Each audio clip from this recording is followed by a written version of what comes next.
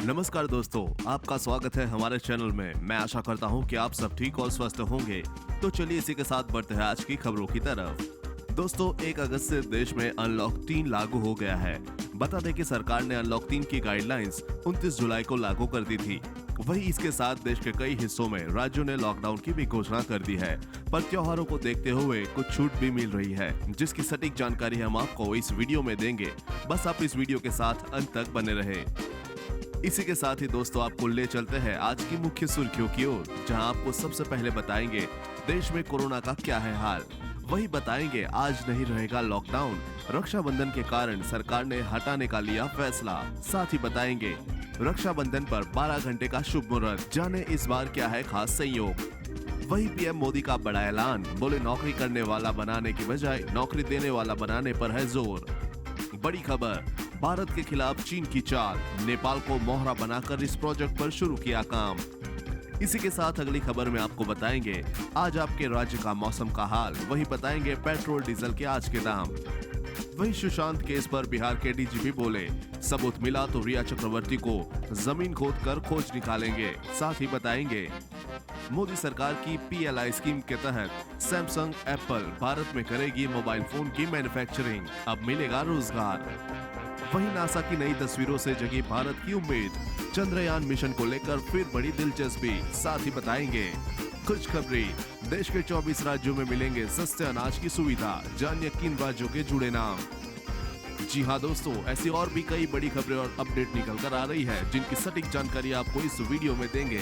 लेकिन उससे पहले आपसे एक छोटी सी रिक्वेस्ट है, मुझे इस वीडियो को बनाने में बहुत मेहनत लगती है, तो इस मेहनत के लिए वीडियो पर एक लाइक जरूर कीजिए। साथ ही वीडियो के नीचे दिए गए लाल बटन को दबाकर चैनल को जरूर सब्सक्राइब कर लीजिए और पास में जो घंटी का छोटा सा बेल आइकन है उसे भी जरूर दबाएं, ताकि आपको दिन भर की बड़ी खबरों की जानकारी लगातार मिलती रहे।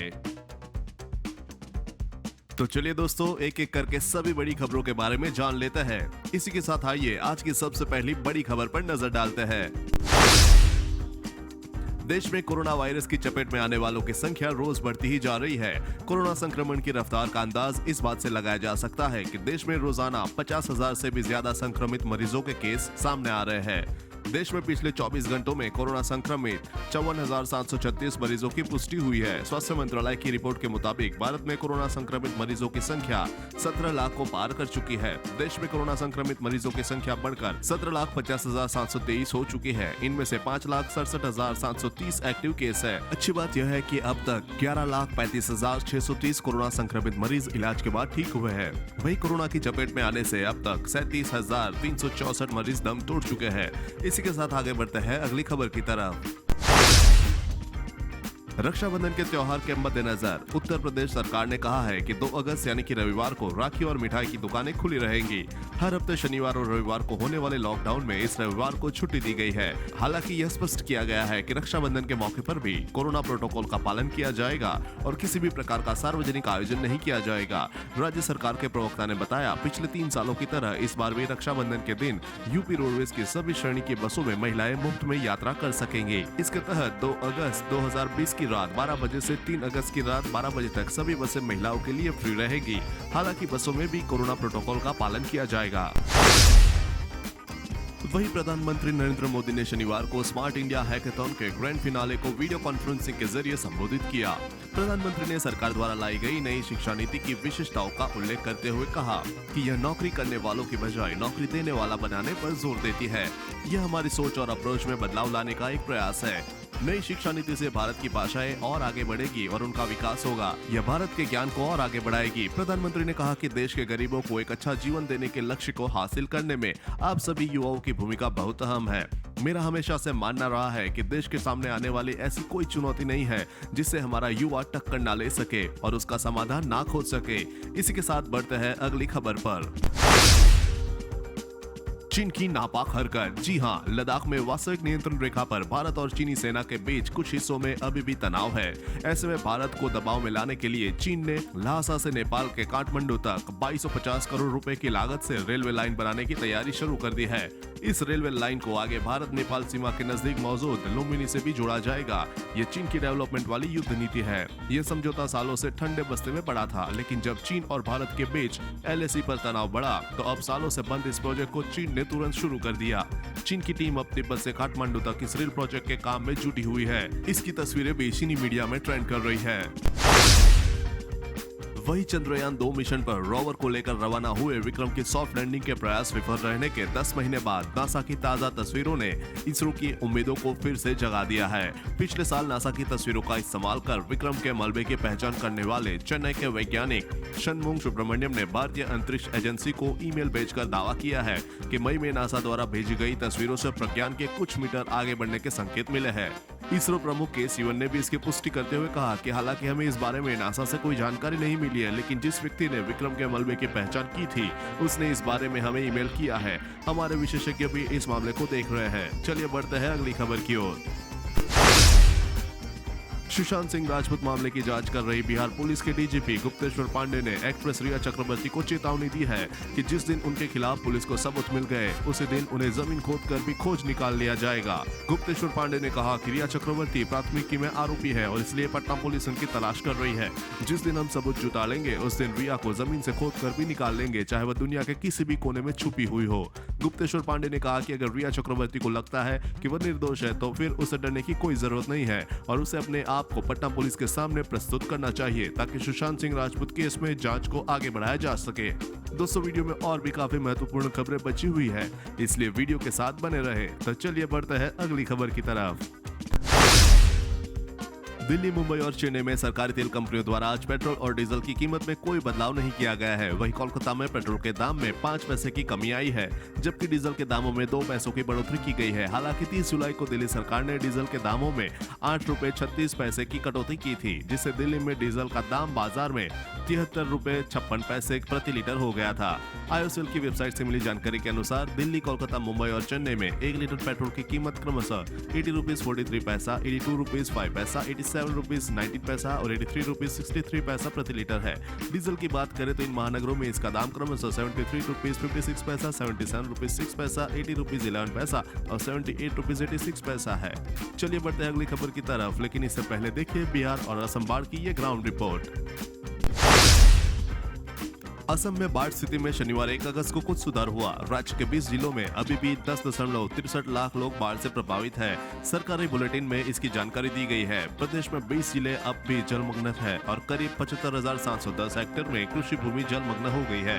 राज्य में बाढ़ और भूस्खलन से मरने वालों की संख्या 135 पर बनी हुई है। इनमें से बाढ़ के कारण 109 और भूस्खलन के कारण 26 लोगों की मौत हुई है। वहीं बिहार में बाढ़ का प्रकोप हर दिन बढ़ता जा रहा है। बाढ़ ने राज्य के 14 जिलों में 112 प्रखंडों की 1043 पंचायतों की 49,50,000 आबादी को प्रभावित किया है। आपदा प्रबंधन विभाग के अपर सचिव रामचंद्रन ने प्रेस कॉन्फ्रेंस में कहा कि बाढ़ पीड़ितों के लिए राहत एवं बचाव कार्य युद्ध स्तर पर चला जा रहा है। उन्होंने कहा कि बाढ़ से प्रभावित 1,94,000 परिवारों के खाते में 6,000 की सहायता राशि भेज दी गई है। वही देश के कई हिस्सों में मानसून सुस्त पड़ गया है। स्काईमेट वेदर रिपोर्ट की माने तो उत्तर भारत में भी मानसून कमजोर नजर आ रहा है। कर्नाटक, गोवा और मुंबई समेत पश्चिमी तटों पर आज भारी बारिश देखने को मिलेगी। बंगाल की खाड़ी में कम दबाव का क्षेत्र बनने होने के कारण पूरे झारखंड में 4 अगस्त से भारी बारिश का दौर चालू होने की संभावना है। उत्तर प्रदेश में बाढ़ और लगातार हो रही बारिश से अभी तक कुल 331 गाँव और लगभग 1,90,000 लोग प्रभावित हुए हैं। मौसम विभाग की माने तो राज्य में आज भी भारी वर्षा की संभावना जताई जा रही है। भारतीय मौसम विज्ञान विभाग ने अगले 4 दिनों तक केरल के 10 जिलों के लिए येलो अलर्ट जारी किया है। महाराष्ट्र के तटीय क्षेत्रों में 3 अगस्त से भारी बारिश की संभावना है। इसके साथ आगे बढ़ते हैं अगली खबर की तरफ। भाई बहन के रिश्ते का प्रतीक रक्षाबंधन का त्योहार सोमवार 3 अगस्त को मनाया जाएगा। इस त्योहार में शुभ मुहूर्त का भी विशेष महत्व होता है। ज्योतिषाचार्य डॉक्टर अरुणेश कुमार शर्मा के मुताबिक रक्षाबंधन के दिन सुबह 9:28 से रात्रि 9:27 तक शुभ मुहूर्त रहेगा। 3 अगस्त को श्रावण मास का आखिरी और 5वां सोमवार भी है। सावन में बने रहे इस शुभ संयोग के रक्षा सूत्र के इस पर्व को और खास बना दिया है। ध्यान रखें कि सुबह 9:27 तक भद्रकाल होने से बहन भाई को राखी ना बांधे। इस दिन सुबह 7:30 बजे से 9 बजे तक राहु काल रहेगा। इन दोनों के होने से रक्षाबंधन सुबह 9:28 के बाद ही मनाना शुभ है।